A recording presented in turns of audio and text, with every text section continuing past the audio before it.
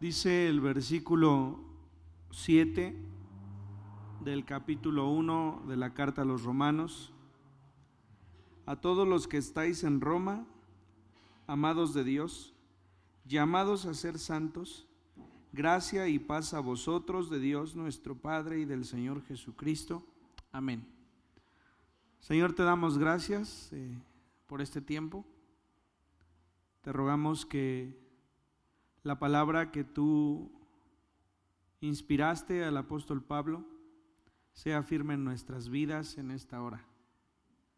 Danos la sabiduría y el entendimiento, Señor, para poder comprender lo que el apóstol Pablo quería decir a estos hombres y mujeres en aquella región, en esa época. Bendícenos y permite que sea de bendición para nuestras vidas. En tu nombre oramos. Amén.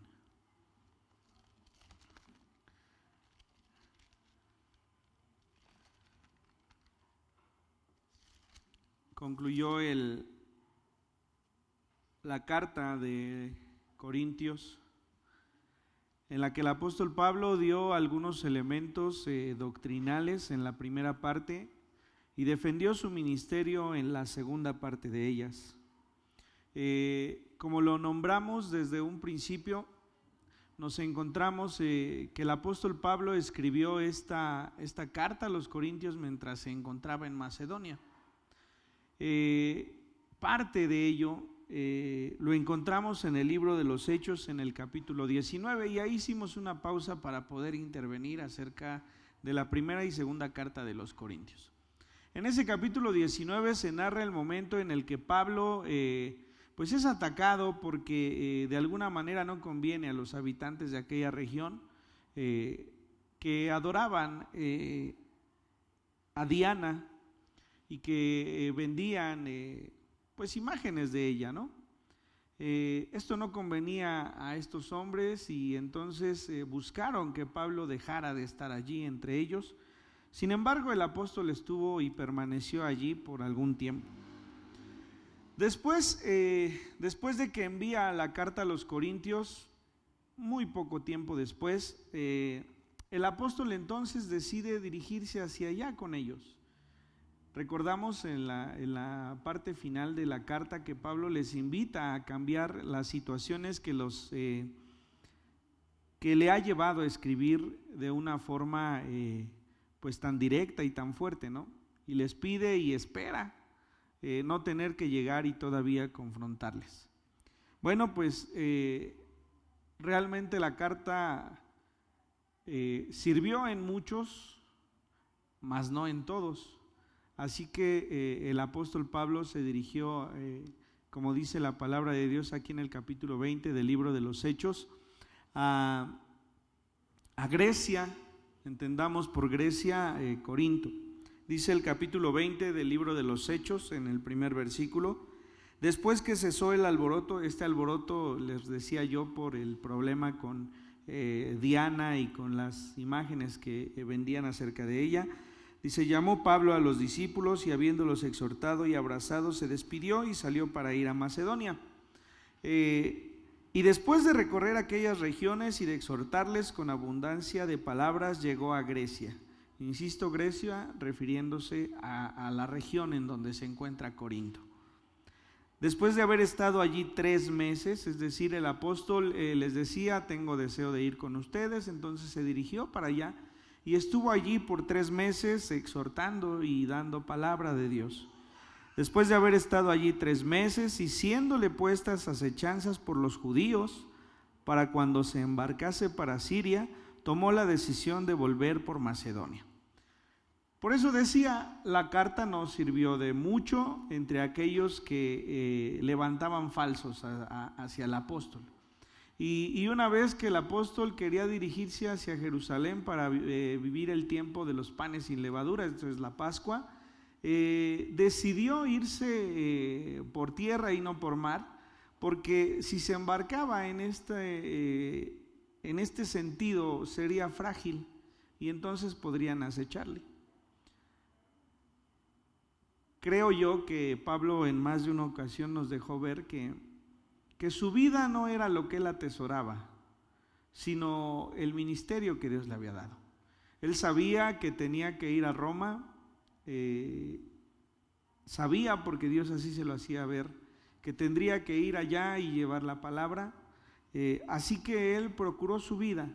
Entonces decidió irse por tierra y no atravesar por mar, después de estar 3 meses ahí en Corinto.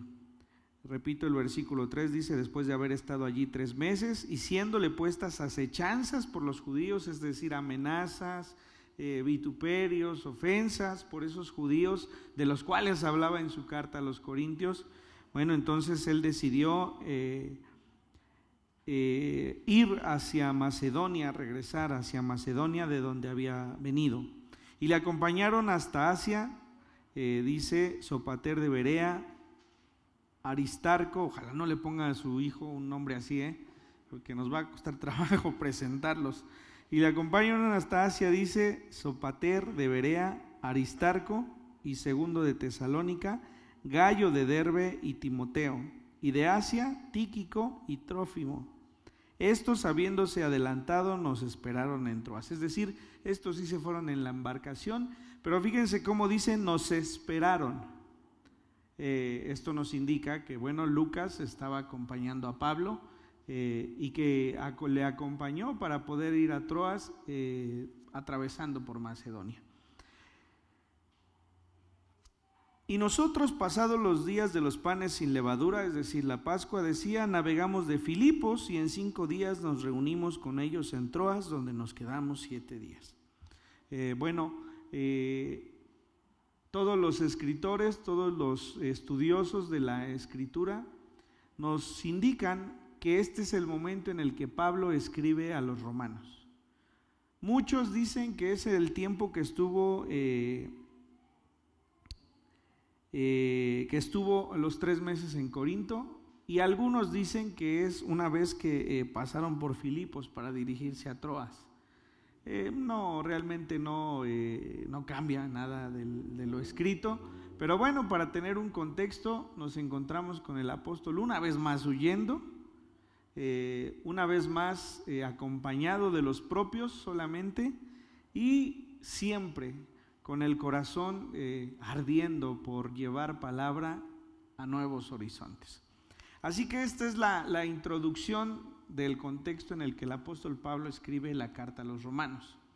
Ahora, la carta a los romanos es escrita entonces por el apóstol Pablo alrededor del año 56 después de Cristo.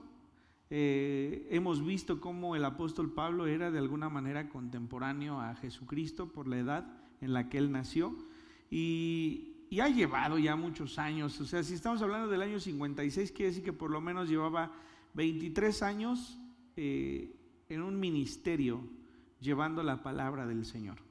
Es casi el término del tercer viaje misionero en el que Pablo escribe a esta iglesia. La iglesia de los romanos es una iglesia de la cual no se conoce el origen. Pablo no conoce a los romanos, les escribe porque tiene algunos conocidos por allá que seguramente le comentaron, pero por supuesto porque Dios le inspira para hacerlo. No hay un origen declarado de esta iglesia.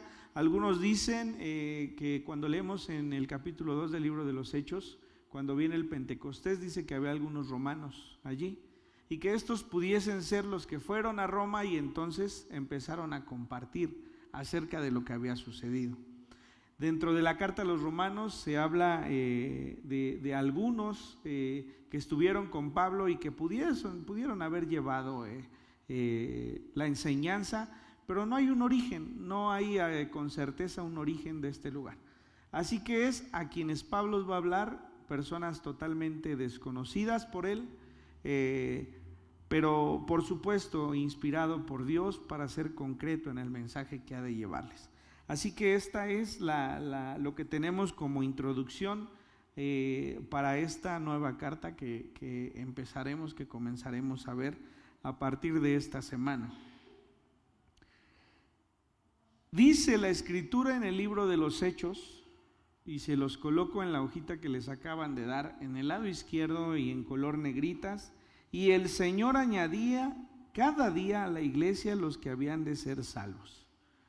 Esto lo encontramos en el libro de los Hechos, en el capítulo 2, después del Pentecostés, después de que Pedro se ha levantado y ha mencionado que se está cumpliendo la profecía hecha por el profeta Joel en el Antiguo Testamento, en el que el profeta Joel habla a Israel insistiéndoles que busquen al Señor porque se acerca el día del Señor. Ese es el tratado de la profecía en Joel. Viene el día del Señor. Han pasado en ese tiempo una destrucción por la invasión de las langostas en Israel, y esta profecía inicia así, ¿no? Lo que no se comieron los gusanos lo comió la oruga, y lo que no se comió la oruga lo comió, y empieza hasta llegar a la langosta. Y el profeta Joel habla de una destrucción que fue cada vez mayor, que fue creciendo. Habla de una destrucción total en donde no hay alimentos, en donde no hay inclusive vino. Dice que los sacerdotes lloraban porque ni siquiera había cómo traer en ofrenda a Dios para poder tener una reconciliación, como lo decía la ley. Y entonces Joel profetiza que vendrá el día del Señor y deja como introducción eso que acaban de vivir. Es decir, hay un versículo que dice, después de esa descripción de lo que ha pasado, ay del día del Señor. Irremediablemente tenemos que pensar en lo que vivimos. Imagínense el tiempo en que atravesamos la pandemia, cuando no podíamos salir de casa, cuando de todas maneras los que estaban encerrados en sus casas murieron. Imagínense lo que acaba de suceder en Acapulco, en donde la gente está sin lugar donde reposar, en una destrucción que no conocemos, y que alguien les empiece a hablar de todo eso que ha pasado y después les diga, ay del día del Señor. Es como decir, todo esto que ha pasado no se compara con lo que sucederá y vivirán los que no han creído en el Señor. Ay del día del Señor, dice Joel. Entonces Pedro retoma esto, porque lejos de ello hay una promesa de misericordia de Dios, pero dice arrepiéntanse, porque Dios es tardo en misericordia. Lo que les está diciendo es tanta la misericordia de Dios, que inclusive instantes antes de que venga el juicio de Dios, habrá tiempo de misericordia para los que crean en su nombre. Es interminable la misericordia de Dios, pero un día no habrá más. Así que Pedro utiliza este pasaje en Joel, sabiendo que todos aquellos saben de lo que les está hablando, y les hace ver que que el Espíritu Santo venga a ellos y que se manifieste con señales y que se manifieste con prodigios y que les permita hablar en sus lenguas, no es producto de la borrachera que ellos decían tenían, sino de una profecía que se les había dado a través del profeta Joel a todo el pueblo de Israel. Así que ese mismo día, muchos dice que se convirtieron al Señor, que se bautizaron y que recibieron del Espíritu Santo de Dios, empezando por el pueblo, por los judíos que se encontraban allí. Adelante en algunos versículos es donde dice aquí, y el Señor añadía cada día a la iglesia los que habían de ser salvos. Parte de esos añadidos son los que llegaron a Roma para llevar lo que habían vivido a los que no conocían del Señor Jesucristo. Así que a esta iglesia es a la que el apóstol Pablo le escribe. E inicia diciendo así, capítulo 1, versículo 1 de la epístola del apóstol Pablo a los romanos. Pablo, siervo de Jesucristo, llamado a ser apóstol, apartado para el evangelio de Dios. Esta palabra siervo es una palabra que se utiliza para los esclavos. Y los esclavos, casi en su totalidad, tienen que hacer las cosas. Es decir, es forzoso que lo hagan, no es que ellos quieran ser esclavos y entonces lo hagan. Así que esta palabra, siervos, es la que se ocupaba para de alguna manera dar adjetivo a esas personas que eran compradas o que eran vendidas para realizar tareas y que en ese tiempo eran mayúsculos los números de personas que había, ¿no? Y Pablo lo toma de una manera distinta. Pablo entiende que es un honor ser siervo del Señor Jesucristo. No como una obligación como lo haría cualquier esclavo, sí como aquel que ama y respeta el nombre de alguno. En alguna película estoy seguro que usted ha visto que algún esclavo, de tan bien que lo tratan, quiere permanecer allí, ¿no? Bueno, el apóstol Pablo, aún sabiendo que ha pasado enfermedad, que ha pasado tristeza, que ha pasado persecución, que ha pasado hambre, aún el apóstol que un corto tiempo antes hablaba del aguijón de la carne que tenía allí, que le había pedido al Señor que le quitase, ese Pablo estaba enamorado de su Señor y decía: Pablo, siervo de Jesucristo, soy esclavo por amor al Padre, por amor al Hijo. Ese es el que ha de escribirles. Pablo, siervo de Jesucristo, llamado a ser apóstol, apartado para el evangelio de Dios. La traducción de esas palabras, evangelio de Dios, habla de las buenas nuevas. Así que el apóstol les dice: yo hago la obra del Señor, yo soy su siervo, lo hago porque le amo, lo hago porque respeto su ministerio, su enseñanza, y por ello he sido llamado a ser enviado. Esa es la palabra apóstol, a ser enviado, porque he sido apartado para traer las buenas nuevas, que son el evangelio de Dios, que él había prometido antes por sus profetas en las santas escrituras. Parte del discurso que señalaba Pablo en los días de su ministerio es que traía nueva enseñanza, decían.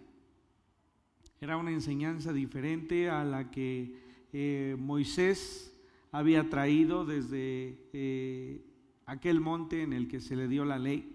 Y entonces los judíos lo señalaban como el que enseñaba algo nuevo, algo que no tenía que ver nada con esa antigua ley que existía.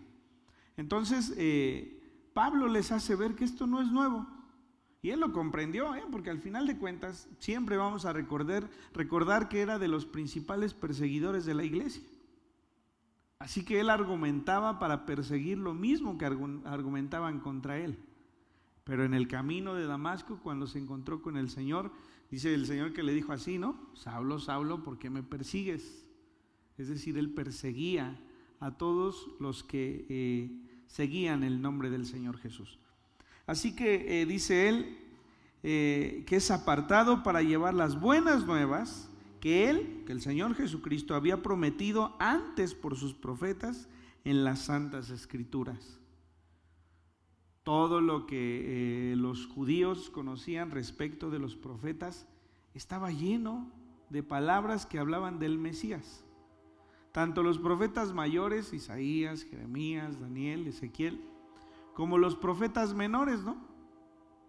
Joel, Amós, Abdías.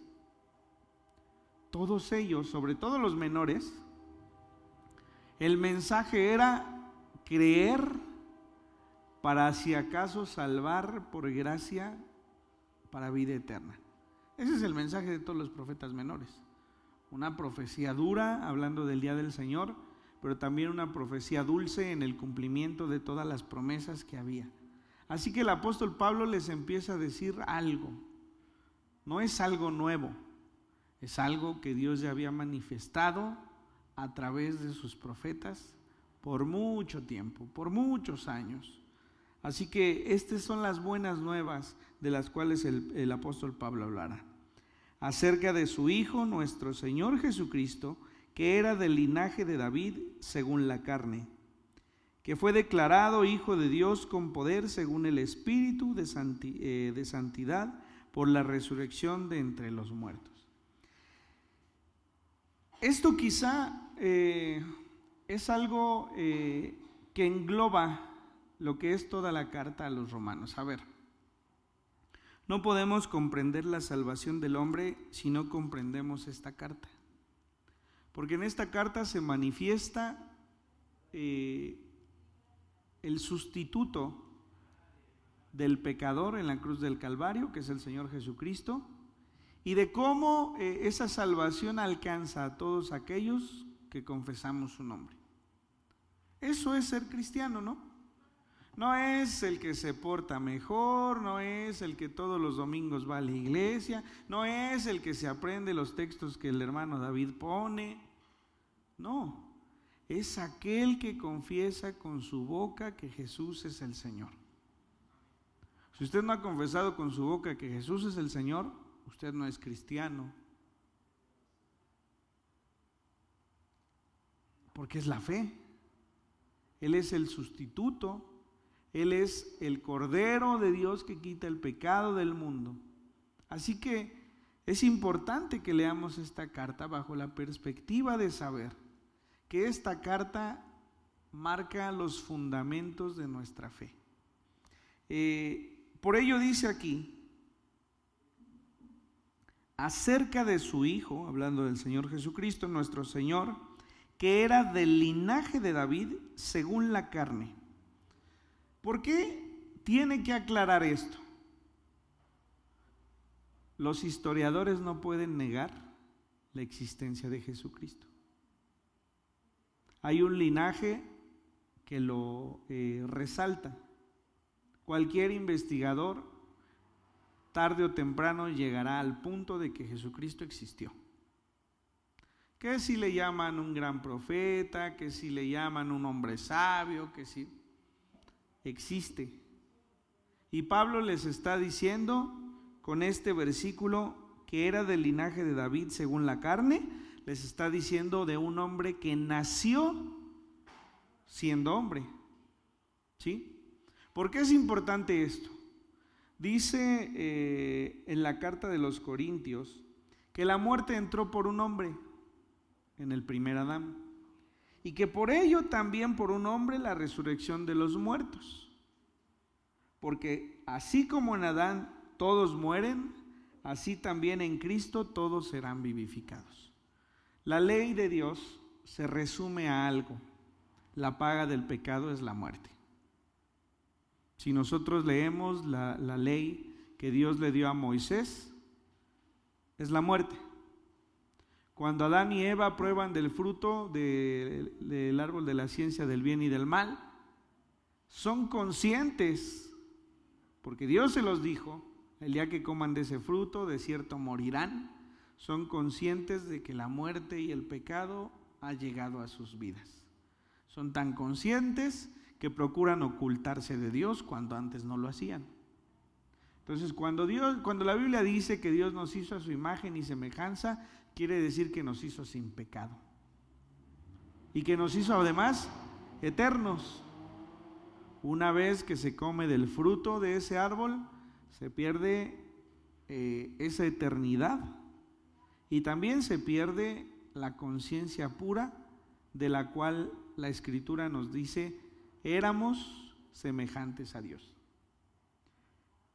Entonces, la Escritura, a través de la historia de la iglesia, de la historia del pueblo de Israel, nos dice que la ley decía que tendríamos que morir como malditos. Esa era la paga del pecado. Cuando el Señor Jesucristo viene a la tierra y dice, yo no he venido a quitar esta ley, yo he venido a que se cumpla. En ese cumplir está diciendo, yo he venido para que el hombre pecador muera. A eso vino el Señor. Yo pongo mi vida, dice, nadie me la quita. Entonces, su cometido era venir y cumplir con su muerte la paga del pecado. ¿Por qué tendría que ser él? Porque era el único que pudo cumplir la ley al ser santo. Entonces él pone su vida y dice, esto que acabo de hacer es por todos aquellos que creen que a través de este sacrificio hay salvación. ¿Sí? Entonces el apóstol inicia haciéndoles ver que Jesucristo es del linaje de David, por parte de María y por parte de José. En el caso de María, dice que a través de su nacimiento es que da carnalidad al Señor Jesucristo al nacer. Pero dice que fue concebida por el Espíritu Santo, entonces no dejó de ser hombre y no dejó de ser Dios. ¿Sí? Entonces, para actos legales, José, que era el padre, también provenía de ese linaje. Entonces el apóstol Pablo les hace ver que es un hombre que existió y que es un hombre el que ha cumplido la ley. Por eso es tan importante este versículo acerca de su Hijo nuestro Señor Jesucristo, que era del linaje de David según la carne, que fue declarado Hijo de Dios con poder según el Espíritu de santidad, es decir, fue concebido de la Virgen María y del Espíritu Santo, por la resurrección de entre los muertos. Ese mismo poder le ha levantado. Y por quien recibimos la gracia y el apostolado para la obediencia a la fe en todas las naciones por amor de su nombre. Ese hombre que nació de una virgen y que murió allá como un maldito, entonces fue quien les ha enviado a predicar a todas las naciones acerca de estas buenas noticias. Por quien recibimos la gracia y el apostolado, es decir, por su misericordia es que nosotros somos apóstoles o enviados para la obediencia a la fe en todas las naciones por amor de su nombre, entre las cuales estáis también vosotros llamados a ser de Jesucristo. A todos los que están en Roma, amados de Dios, llamados a ser santos. Hombres y mujeres a los cuales el apóstol no conoce, a los cuales les envía una carta a la distancia porque no ha podido ir a verlos. Continuando con ese primer capítulo, lo leímos en la mañana, dice cuántas veces he querido ir, pero no se me ha impedido el hacerlo. Ha querido ir y como no puede, entonces decide enviarles una carta, sea por la distancia o preparándolos para el viaje que ha de hacer hacia ellos. Roma era una ciudad muy importante, como lo es ahora, pero para ese entonces, de lo conocido, era el lugar más importante del mundo. Eso de que todos los caminos llegan a Roma es porque las 406 carreteras que había, todas llegaban allí. Yo le decía a mi esposa en la mañana, a ver, explícame más de lo obvio.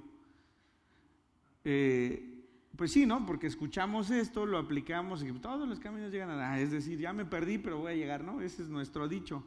No, la verdad es que la importancia central de ese lugar es que se podía distribuir hacia todos los lugares. Pablo tenía que llegar allí, porque era tan relevante ese lugar, que una vez llegado allí, el evangelio se iba a expandir hacia todos los sitios. Por eso era tan importante que él estuviera allí. De hecho, él muere allí. Es un mártir más, pero Dios tiene el propósito en su vida que hasta que no esté en ese lugar y cumple lo que Dios le ha dicho, entonces es que él muere.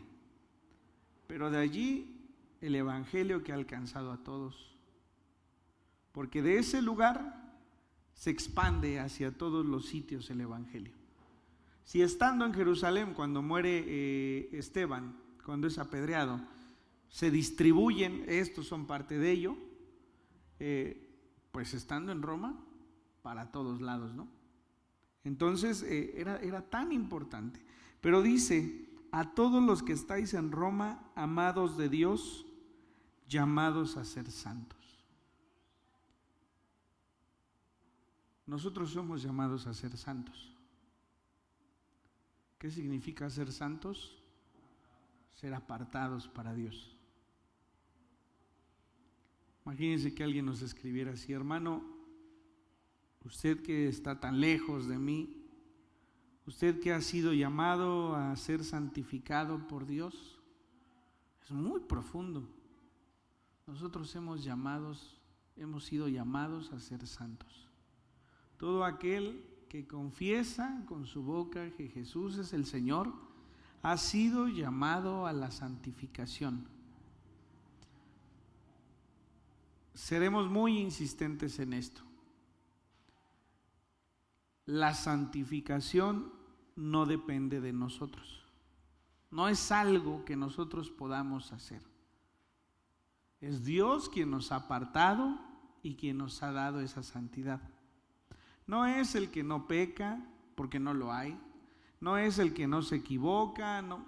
Es el que Dios le ha dado a llamarle Salvador. Entonces, el apóstol se introduce a estos, diciéndoles a todos ustedes que son llamados a ser santos. Así es como introduce el apóstol el mensaje que ha de darles, que tiene un peso específico en lo siguiente. No es una iglesia que tenga judíos. Podrá haber alguno que otro, como hoy en nuestros países hay algún extranjero, pero no era la mayoría de los que estaban allí, ni siquiera la minoría de los que estaban allí que eran judíos. Era una iglesia gentil. Y entonces es significativo que el apóstol les diga que ellos son llamados a ser apartados, es decir, a ser parte del pueblo de Dios, cuando el mensaje siempre ha sido que el pueblo de Israel es el único apartado de Dios. Yo les decía hace algunas semanas, me da no sé qué cuando leo en las redes sociales que los pastores solamente piden por Israel. Y les decía, por supuesto es el pueblo de Dios, por supuesto es el pueblo escogido de Dios, pero entonces ¿qué con todos aquellos que han confesado, de los mismos palestinos que han confesado que Jesús es el Señor? También son el pueblo de Dios, ¿no? Dice esta carta que aprenderemos y que leeremos, que dice que nosotros los gentiles hemos sido injertados en la raíz. A todos ustedes que son llamados a ser santos, es decir, a todos ustedes que son llamados a formar parte de mi pueblo. Oremos por Israel, por supuesto, pero también oremos por todos aquellos que han confesado que Jesús es el Señor y que también están muriendo porque Israel les ha atacado, ¿no? A últimas, oremos por nuestro prójimo que está muriendo todos los días y que no es lo correcto. Así que esto debe ser significativo para todos aquellos en Roma, amados de Dios, llamados a ser apartados. Gracia y paz a vosotros, de Dios nuestro Padre y del Señor Jesucristo. Dios nuestro Padre, no el Padre de Israel, no el Padre de Abraham, no el Padre de Jacob, el Padre de todos nosotros. Es nuestro Padre Dios. No pertenecemos ni cercanamente a ese linaje especial, ¿no? Pero es nuestro Padre. ¿Qué está diciendo entonces? Que la salvación es para todos los que quieran ser llamados sus hijos. Y eso nos incluye a nosotros, y eso incluía a todos estos, que se sentían tan lejanos de la salvación por no pertenecer a ellos. Nos encontraremos a lo largo de esta epístola como el sentido de la escritura del apóstol Pablo, es decir, no hay más circuncidados y no circuncidados, no hay más judíos y gentiles, solamente hijos de Dios. Eso es lo que somos nosotros. Y así es como poderosamente el apóstol Pablo introduce esta carta que les ha de decir. A todos los que estáis en Roma, amados de Dios. Dios les ama aunque no sean de ese pueblo que Él eligió. Y por eso los ha llamado a incorporarse a esa raíz de salvación y de vida eterna, a esa promesa hecha a Abraham, a esa promesa hecha a los patriarcas, a esa promesa hecha a David, a esa promesa hecha a todos aquellos que han escuchado las profecías. Gracia y paz a vosotros de Dios nuestro Padre y del Señor Jesucristo. Amén. Vamos a orar. Señor, te damos gracias porque nos permites estar en este lugar. Esta carta escrita a los romanos es sin duda la carta que deberíamos tener, Señor, como bandera de salvación, porque en ella se encuentra escrito las misericordias de tu gloria para todos nosotros. Aún no nacíamos, aún no existíamos, y tú ya habías dado salvación para nuestras vidas. Te damos gracias por las misericordias que tú nos das en abundancia, y te pedimos que este mensaje podamos llevarlo a los que no conocen de ti, que podamos hacerles ver, Señor, que también les amas y que también, Señor, han sido llamados a ser santos, a ser apartados para tu gloria. Queremos pedirte que el mensaje de esta carta sea, Señor, algo que toque nuestro corazón y que nos dé firmeza en la salvación de nuestro Señor Jesucristo. Te damos gracias por ello y te pedimos que tú nos des sabiduría y nos des entendimiento a lo largo, Señor, de la lectura de estos pasajes que el apóstol Pablo escribió inspirado por ti. Te damos gracias por la vida de nuestro Señor Jesucristo, quien cumplió en aquella cruz para que a través de Él pudiese haber resurrección y vida eterna en cada uno de nosotros. Te amamos y glorificamos tu nombre y oramos en el nombre de nuestro Señor Jesucristo. Amén.